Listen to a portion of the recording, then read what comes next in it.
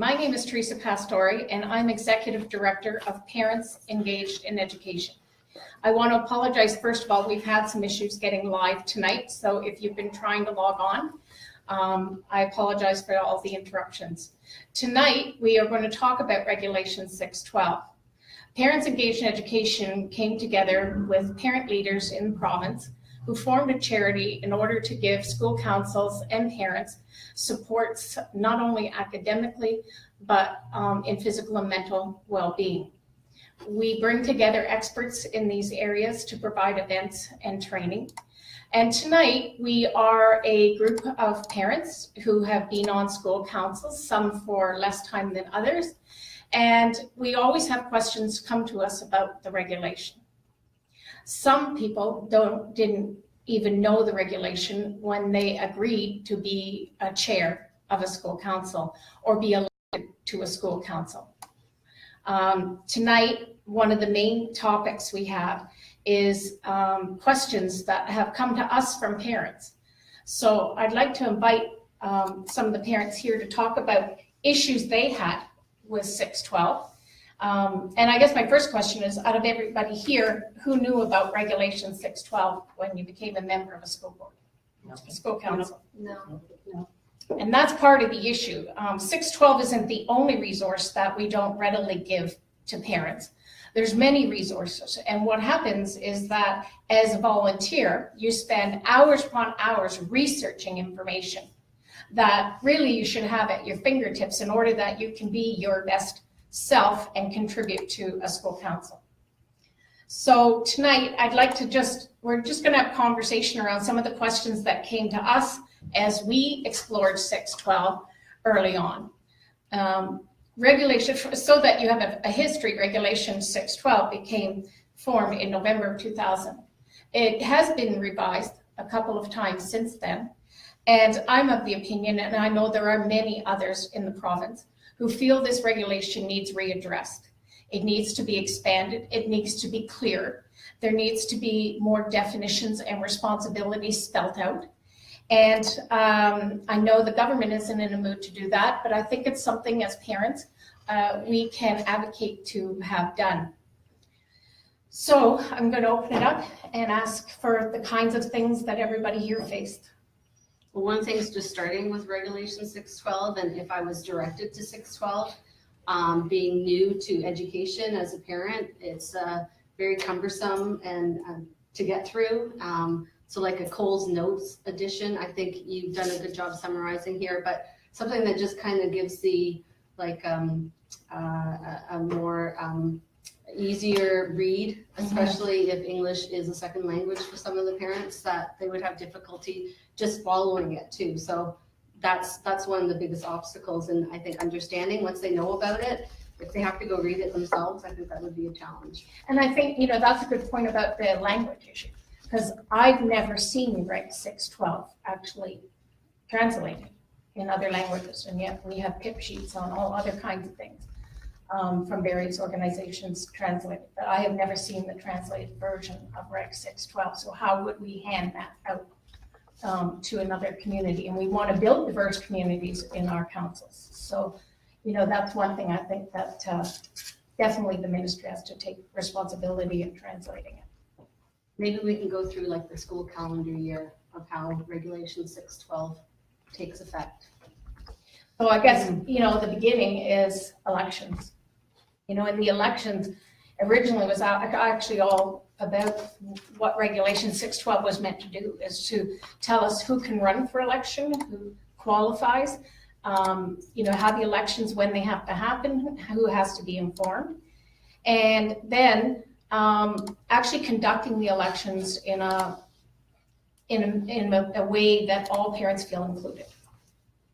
Although Regulation 612 doesn't say you have to have an annual general meeting in those words, I think that if you want to encourage parents to run for election, you should have a meeting that brings them to the school, that offers speakers and other things so they can see the work of the council in play, and so that they actually come. Because if you send out a notice saying we're having the elections, and you send it out 14 days before the council elections as the regulation requires, if you're using the word school council elections, majority of your parent population are not even going to understand that that's a parent council, that you don't have to have special skills, that really all you need is the voice of your child and the children of the school to be a member. You don't have to be an accountant, you don't have to be a lawyer, you have to be a parent.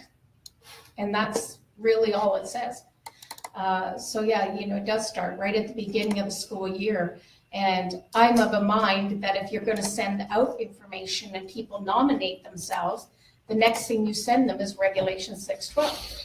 So they know before they accept or run what's required of them and the principal and school board that they're working on. Mm-hmm. So yeah, you mentioned 14 days notice for an annual general meeting.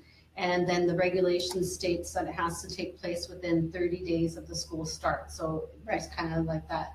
It's really between 14 and 30 days of the school starts. Not a lot of time. No. And again, that it would be open to all parents in the school, not just those who served on council before. Right, and I think that's an important message. I mean, I've heard people say, well, we're not having junior kindergarten parents because, they don't really know the school, they don't know anything. And yet they can be your most committed, inventive parents who can bring new ideas. They're sometimes dealing in a different world, all on technology that a lot of us aren't living in that way. They can bring a lot of value to a new school council, and they're in it for hopefully 8 years. So.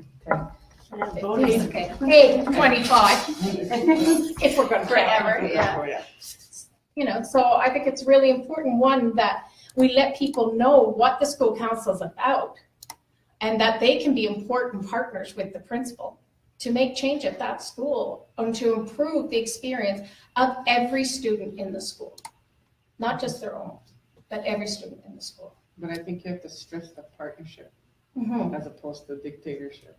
Yes, and I mean, that was the point of Regulation 612, was to give parents that partnership role, not a maybe role, a partnership role.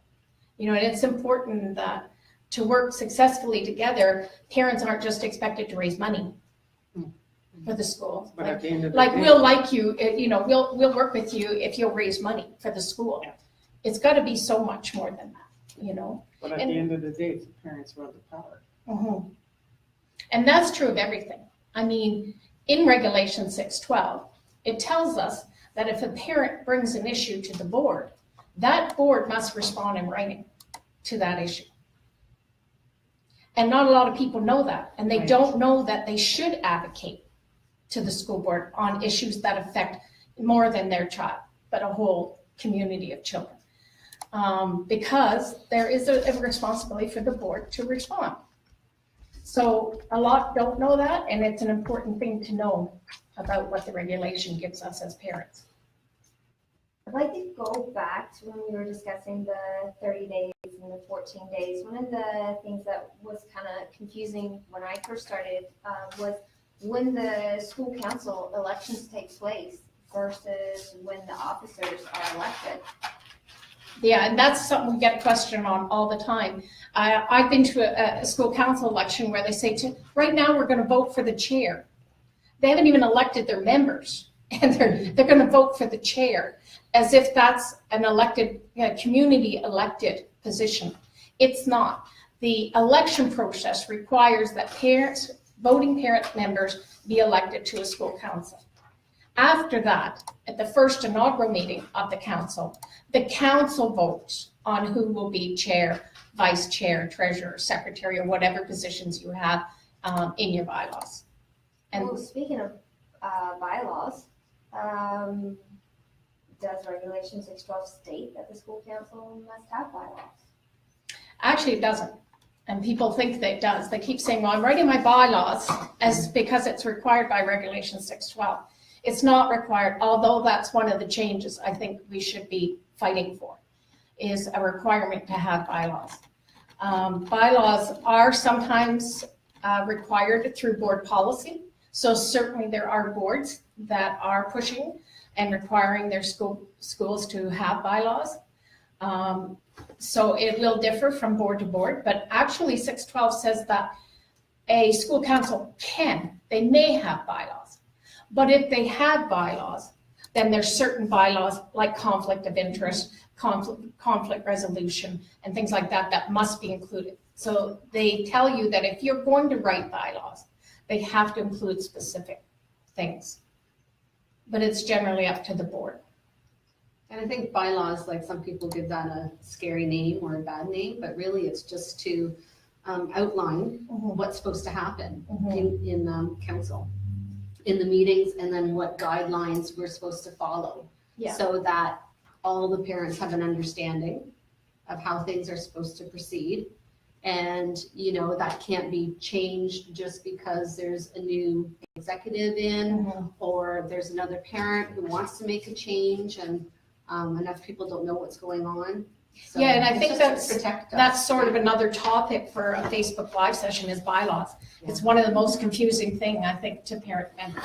And some are left out in the cold trying to draft these bylaws, or they go with a board template that they don't understand, but the board said, do this, and they do it.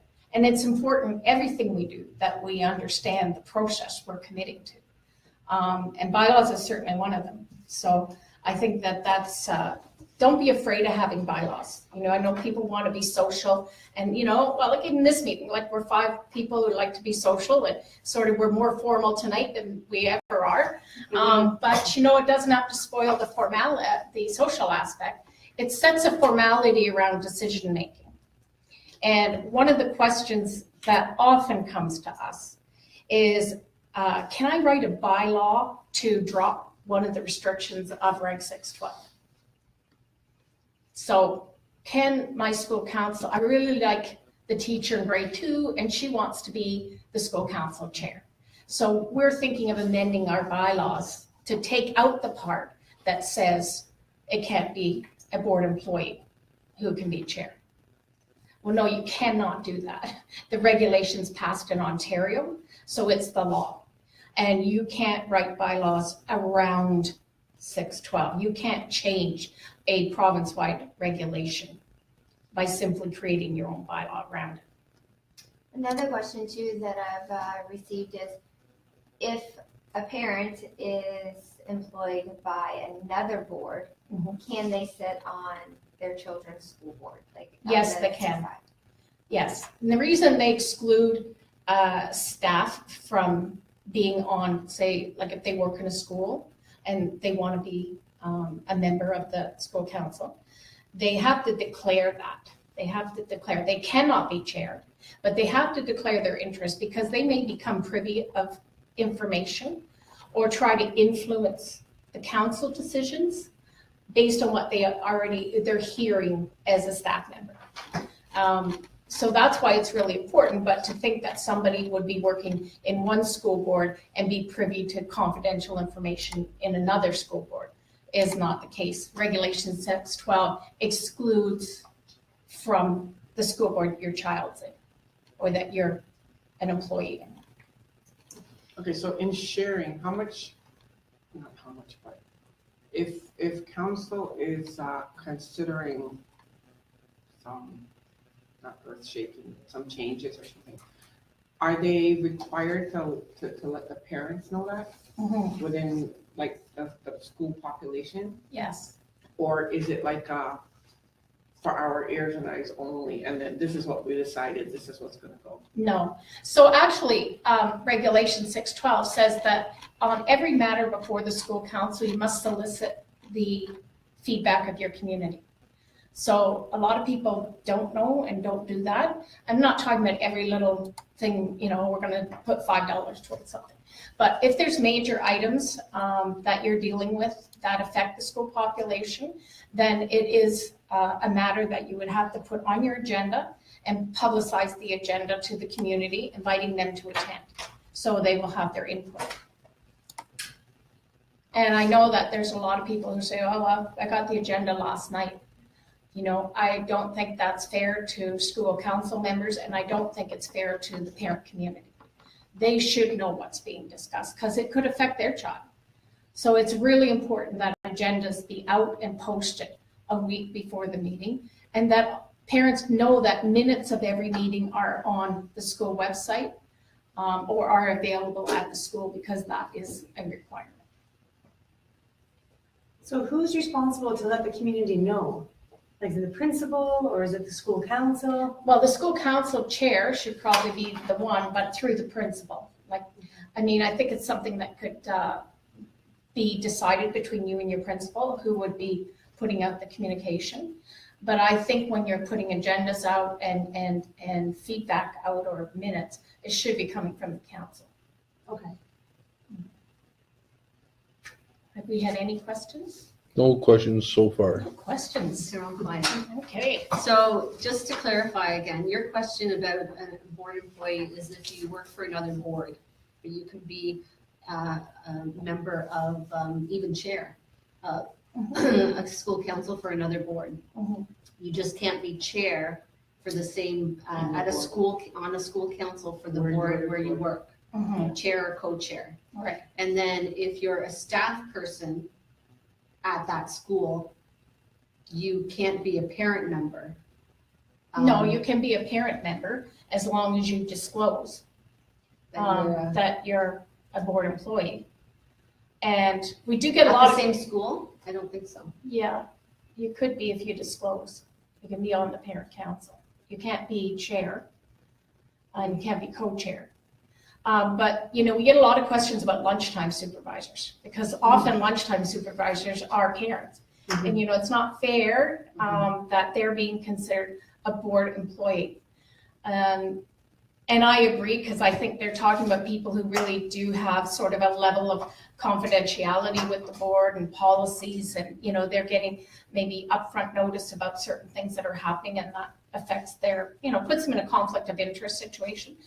I don't think lunchtime supervisors are in that same category, but they are paid by the board and they're considered a board employee. So what I would suggest with that is that they become the non-teaching role, because you have a teacher member and a non-teacher member. So I would suggest, if you have a lunchtime supervisor interested in being on the parent council, that they sit in that position if elected. Okay, so we kind of covered that. What happens, what are some of the other?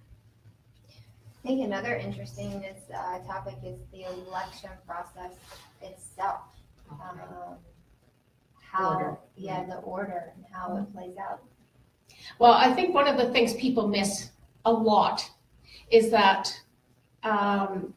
election committees should be formed in May, prepping for the September election, because those 14 days before you give notice is no time to prepare, none.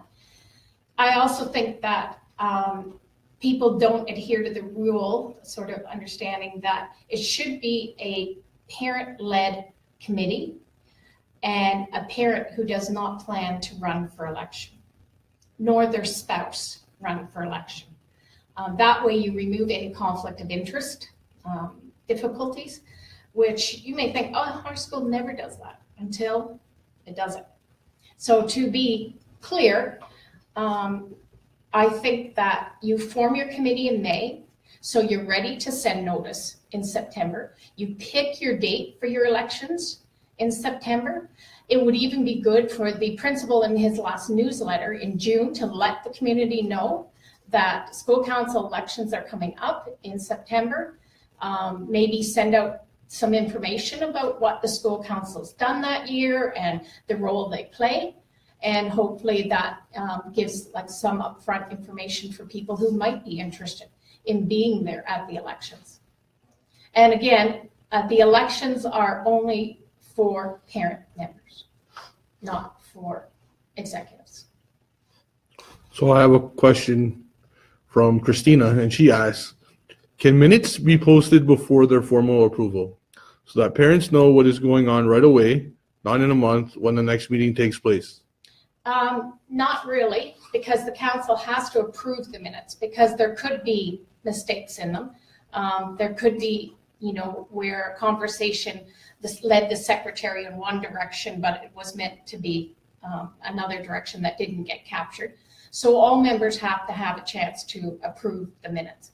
I guess the only way you could get around that is to have an electronic approval of the minutes shortly after the meeting when everybody's fresh on what was said.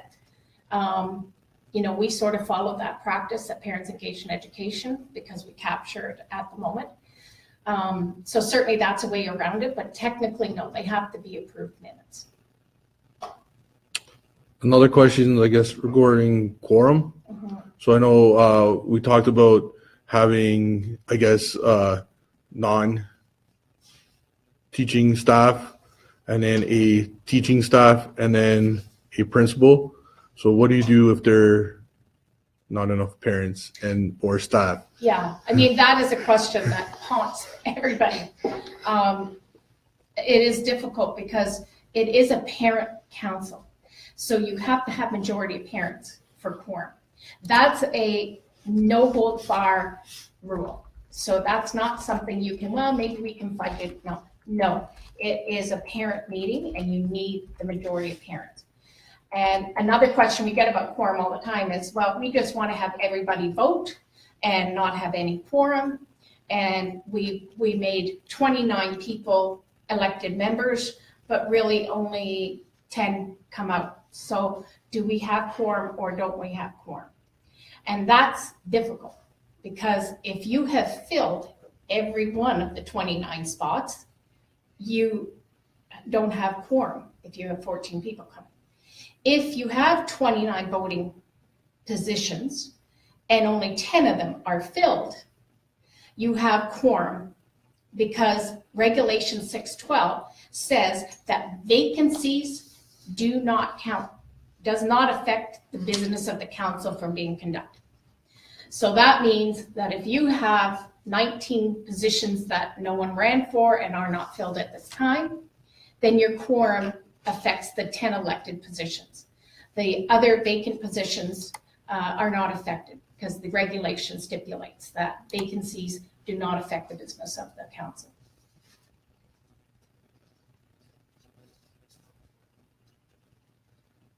As we sit looking at Adrian for another question. Is there anything else we can touch on that we haven't? So that's just kind of covering this a little bit. A school council can meet as long as the majority of members are present. Yes. And the majority of members should be parents. They have to be parents. They have to be parents. They have And to be parents. I'm sure this is rare, but sometimes there's not a lot of parents on school councils. So how does that work then? Then it wouldn't be considered a full meeting. And there technically then decisions can't be made because the principal doesn't have a vote. So that would leave, say you have one parent and a teacher and a non-teacher, it leaves the staff in charge, basically. So that's the work to be done, right? It's the work to be done to engage parents, which is, our mission, and really there needs to be more work done in school boards to really engage parents on school councils. And people need to come forward with their issues and insist. For instance, right now, everybody should have a spec ed rep on their council because you need the voice, right? Regulation 612 doesn't tell us that, but the practicalities and the suggestion from the ministry tells us that. So I think that's true of all the diverse groups in our schools, is we need their voice at the table and we need to encourage and welcome them to be part of the school council and let them know that it doesn't take a lot of your time. You can do as much or little as you want as long as you can attend the meetings, and that your voice is needed to improve the educational experience of children in your school. And really, if you can just come and give that voice, that's enough. A lot of people get caught up in like, I can't do hot dog days and I can't do this and I can't do that. That's not the school council. They may organize an event, but they can attract other volunteers who are interested in doing that. It doesn't have to lie with the responsibility of the school council. It's important to have parents' voice at the table, and that should only take a couple hours a month. And that's something too where you could bring in subcommittees Yes. and form a subcommittee for a Absolutely. barbecue or something. to where you bring in the other parents that want to be involved but can't make the meetings or are not a member. No, absolutely, and that, Regulation 612 deals with subcommittees. And I used, as a school council chair in my day, we used subcommittees for everything.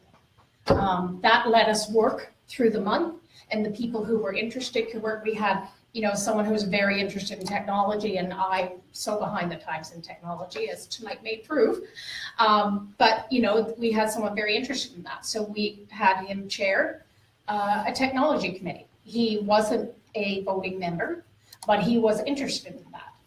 Now, people think Reg 612 says that you have to have a committee member be chair, a council member, be chair of a subcommittee.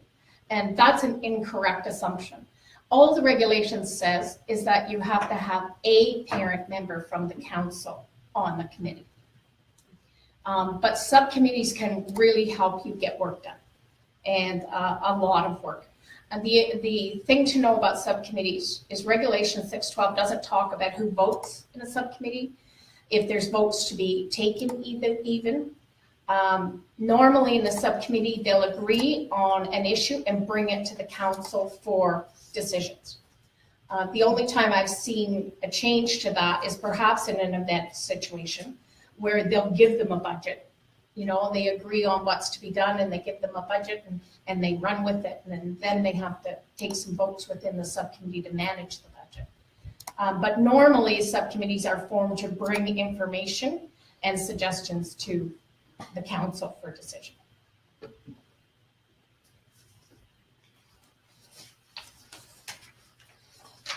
So how often should we be having these school council, parent council meetings?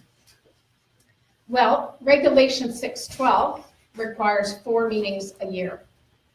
Well, that's not enough to keep the minutes or what was discussed fresh in your brain. No, and it's not enough to engage parents. I mean, if I come to a meeting, get elected in September, if I'm not coming back till January, I'm not coming back. Right. If we have an important topic that's ongoing, if it gets dropped for 3 months, it loses the intensity and support of the school council. In my mind, school councils should meet every month. Some school boards do have a requirement that they meet more often than Reg 612 requires. But I think if you meet every month, even in December and March, which because of the holidays, people go, well, we don't really do that. That is a great time to have the social aspect of a council. Have a Christmas get together, and at least you're in touch with each other and you're talking about, invite other parents to the social. Maybe there are new parents joining you in January because they didn't realize, they don't know the council and they're scared to get involved. But, you meet them in a social and all of a sudden that fear and that barrier drops. So, yeah, my opinion is you have a meeting every month. Parents know what's coming. They know to look for the agenda. They know what you're talking about. And they can come and have a voice. And I think that's very important. And it gives you many more opportunities to get involved. If it's every month, you have a chance every month to come up and speak your mind speak up for your kids. Yeah. Because not everyone can make every month's meeting, right? So this way, if you only have 4 and someone can't make it on those days, then they have no other opportunity. Yeah, they're getting like 3 meetings a year. And then, for them, sometimes people say, well, we only have 4 meetings and they didn't attend 2, so they really shouldn't be on the council. Well, they were elected to the council, and if you only have 4 opportunities in a year to participate, you can count on the fact people are going to miss meetings. And then that's an important thing, because if you're working towards something as a school community and you start losing people, their interest, then, it's detrimental to the council. I really believe in a monthly meeting. Strongly believe. I think it gives you opportunity to educate parents, invite them to things where you'll have speakers and, maybe more information. If you're having a school bus issue, you can invite maybe a school bus company to talk about school bus safety, really get connected to what your community is going through and what you think they need, and then work together maybe to bring those resources into the school and speak at meetings. But 4 meetings a year just isn't going to do it. I think too is highlighting just the importance of trying to engage the other parents at the school throughout the year. So even though they may not have come to the AGM and been elected to council, that they do have an invitation extended every month. And then if you do have special occasions, like just a social or something like that with a special invite, you know, they have a chance to come in halfway through the year or at least connect at some point in the year. Well, yeah, and I think it's important to know that, you know, if everybody could fill all their positions every year, you know, we'd be laughing in this province. But the fact is, most councils have far more many positions in their bylaws than we need in order to operate, and they don't get filled. So there is an opportunity when someone comes in January and is excited about being part of it to allow them to be elected to that position or appointed through the council because it's a vacancy. So they can do that and fill that vacancy. If you say we only have 6 members and you have 6 members, it's hard to expand the opportunity on an ongoing basis to add people to your group. I think too, that to understand that the nature of the meetings is just to discuss what's happening at the school. And so you don't have to be on council to attend. Yes. And that's communicated. The only thing you can't do is vote on an issue. But at our And I think the meetings, thing is that principals, you know, and chairs have to advertise, if you will. You know, it's about marketing the council and the work it does and letting parents know, not just putting, you know, new business, but if parents have sent you topics for your agenda, put them in the new business so they know what's upcoming. Because the one thing I think that is very dry for people is you post an agenda and you just think they'll come. You know, you need to talk about the agenda and the work and what are we going to get done at this meeting to influence people to come. And there is a requirement in the regulation that meetings be advertised and posted so that the whole school community can take part. And while we're talking about that, one of the issues around having a certain number of voting members is, you know, people say, well, I don't want to limit it to say 15 and then 30 people show up at one meeting. We want them all to have a vote. Well, that's, you know, in not really practical in sort of establishing a quorum. But as the school council member, you're not there for your child. You're there for all children in the school. So welcome those parents in and listen to their voice when you discuss an issue. So, you know, if you're talking about trying to petition for, you know, slow signs in front of the school or, you know, other changes that you think would really help the kids' safety, then listen to the parents who come forward and base your decision and your vote on the feedback you're hearing, not just your own personal opinion of something. You know, I was in that situation as a school council chair once. We had an issue going on. It involved the parking lot.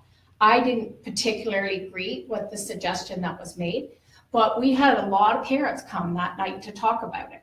And having listened to them, I voted in favor for what was being put on because it seemed to be the consensus of what parents were saying. Would I have voted that way for myself? No, probably not, but I had a greater responsibility.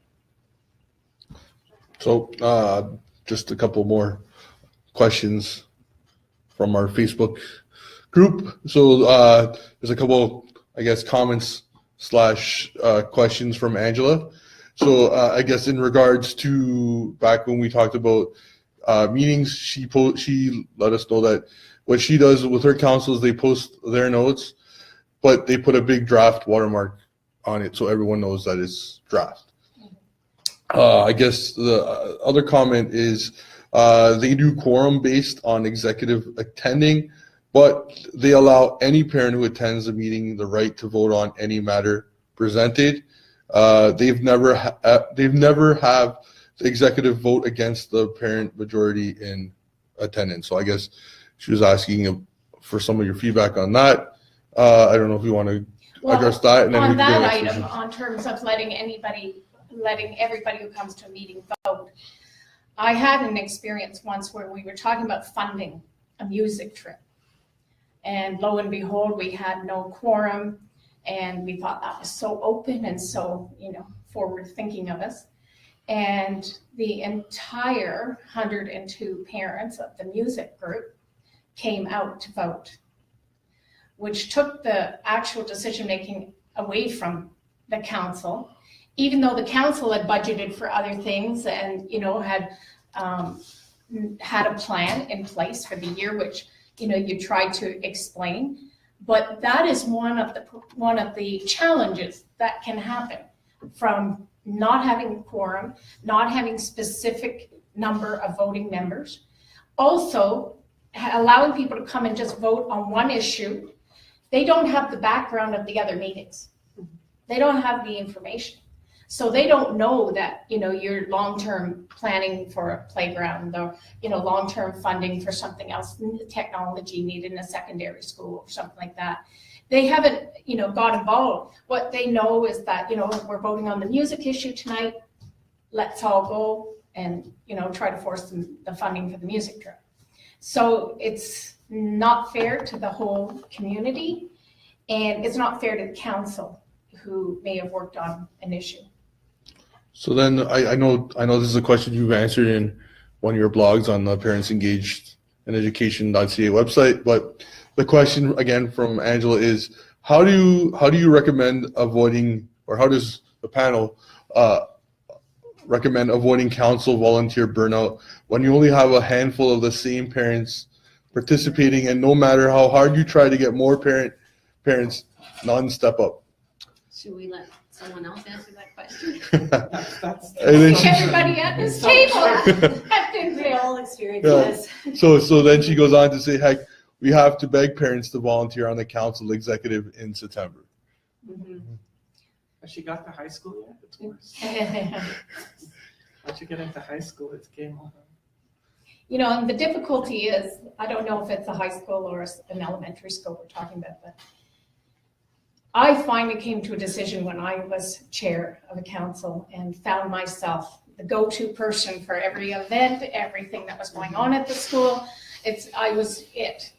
And I finally one day just said, no, we won't have whatever it is. We won't have movie nights anymore. We won't have speakers come in, because there can't only be one person who not only arranges the speaker, arranges how the chairs are going to be set up, get the permit, get some refreshment, and it just became an impossible task.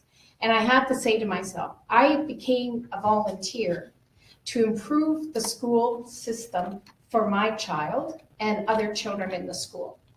But at the end of the day, I'm a parent first. And I have to be a parent to my child and give them 100%. And whatever's left, I can give the school. So I think it's an expectation we put upon ourselves. And when we do that, the school community gets used to us putting it upon ourselves. And I don't think there's anything wrong with saying quite directly to parents, this won't happen without 5 volunteers. So sign up now or we can't do it. And then, unfortunately, you don't do it. And maybe the next year when the time rolls around and you ask for volunteers and the parents or the children of parents have said, I really missed whatever it was, maybe now they'll step up. It's a difficult thing. Mm-hmm. Very difficult. When you're there so much, they think you're a teacher. Mm-hmm. Or another teacher thought I was a teacher. Yeah. So I think parent engagement is a slow and continual process. One of the things I think can really help is informing parents, getting them the right information about being part of school council. If you're not going to be part of a school council, how about being one of those subcommittee people who can assist with events like that? Get one person to reach out to 5 people they know and someone else to reach out to another 5 people they know. And at the end of the day, guilt is fine. If you have to guilt them, I say to my children, I have to guilt you, that's great, that's fine. My mother guilted me, now I get to guilt you, and on it will. Well, that's why we're here tonight, right? Yeah. Yes, So exactly. I guilted all these people Exactly. into coming tonight. And I have no problem with that. So let's just be clear, I have no problem with that. But I think that there's power in saying no. There's power in feeling you're not going to be tromped on. And then you burn out, and there's no one there to pick up the slack. So better you work as a team all the time, and where no one's burning out. And everybody can feel free to say, I can't help with that event because I have other things going on. And insist that other people step up. Because I've always found, if you'll do it, they'll let you do it. Mm-hmm. Oh, yeah. But I think if we, how are we doing for time? We've been live for the last 40 minutes now. Oh, good. So One thing I was just gonna say, because you talked about, everyone having a vote, say, if they come to a meeting and some councils doing it one way, is just the importance of, understanding that the bylaws, like for a long-term kind of plan for the council. So it's not supposed to be based on the individual council needs of the year. yes, So it's not supposed to be changed just to Yes. meet those needs. It's supposed to be set as a guideline, and only altered with serious consideration versus, well, this is how it will work best for us and these two parent members. and that's a really good point, because one of the things you have to know about amending bylaws is that you have to give the same notice to the community. So all those factors are included when you have to do an amendment. You can't just decide as a group, you know what, we're just going to amend these bylaws, right? So the same notice has to be given to the community that you'll be looking at council bylaws. You should publicize the change that you're going to be making, what it reads now, what the proposed motion at the council will make it mean. Because, there is a lot of people who will say, well, this year we have 15, let's make it 15. Next year we have 6, let's make it 6. You should have a continual bylaw that stands. If you have something that is not working for your committee, like your council, and you go, I don't even know why we have this as bylaw, it's not working and it's hindering our work. Well, that's a good reason to address bylaws, right? Again, they must adhere to Regulation 612. But not just on the fancy of, it seems like maybe 6 people are showing up, we should do 6. Because remember, even if you have 15 and the next year there's 6, Regulation 612 says that the number of parents, so vacant positions, will not affect the business of the council. So you don't need to amend it. I think we had ours like up to, right? Like, so you're not saying you need 15, but up to a certain number. And then if you have 6, if you have 9, if you have 12, right? But you keep it at 15 versus switching that back and forth every year. And also, my understanding is they should ideally be revised only at an AGM. Ideally, because you're supposed to invite the whole community when you go to amend a bylaw, but certainly you need to communicate with the community that a bylaw is being considered. And I'm getting the wrap-up signal. So I just want to tell you that we have a little quiz and answer sheet on Regulation 612, which deals with a lot more issues than we've talked about tonight. And you can request a copy of these through the Facebook page you're watching right now. And we will include, message us with your email. We'll get in touch with you. And we'll send you the quiz and the answers. And it would be great for you to put this to your own council just to get an understanding of who really knows the regulation and where more information is needed. You'd be surprised at some of the answers you're going to get. And these sometimes people who've been on a council for years who'll go, oh, I thought that was true. It's not. So we'd like to thank you for joining us tonight. Thank you for being patient with our technical issues. And we look forward to our next Facebook Live session, which will be on programs. Yay. Thank you. Good night. Good night. But it's true,